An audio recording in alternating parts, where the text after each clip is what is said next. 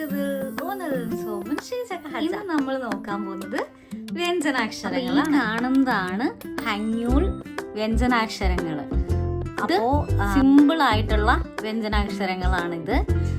ആയ, ഓയോ, ഊയു, ഊയു, ഇ. ഒന്നും കൂടി വായിക്കാവേ. ആയ, ഓയോ, ഊയു, ഊയു, ഇ.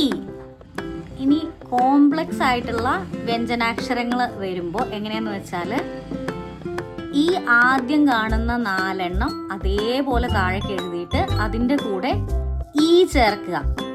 അപ്പൊ അതെങ്ങനെ വരും?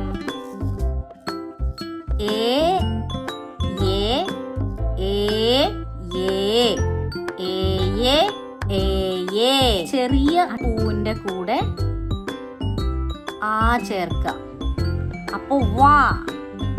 ചെറിയ ഊവിന്റെ കൂടെ എ ചേർക്ക. അപ്പോ വേ. ചെറിയ ഊവിന്റെ കൂടെ ഈ ചേർക്ക. അപ്പൊ വേ.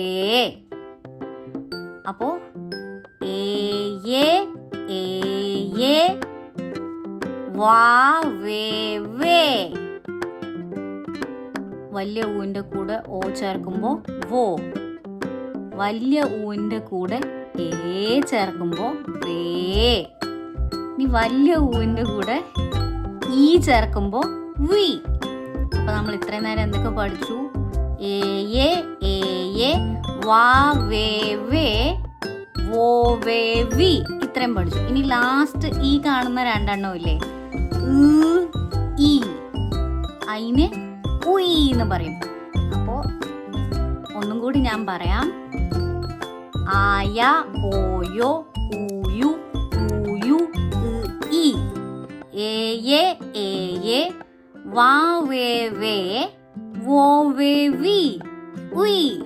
അപ്പൊ ഇത്രയേ ഉള്ളൂ അക്ഷരമാല. സ്വരാക്ഷരങ്ങളും വ്യഞ്ജനാക്ഷരങ്ങളും കൂടി ഒന്നും കൂടി പറഞ്ഞു നോക്കാം.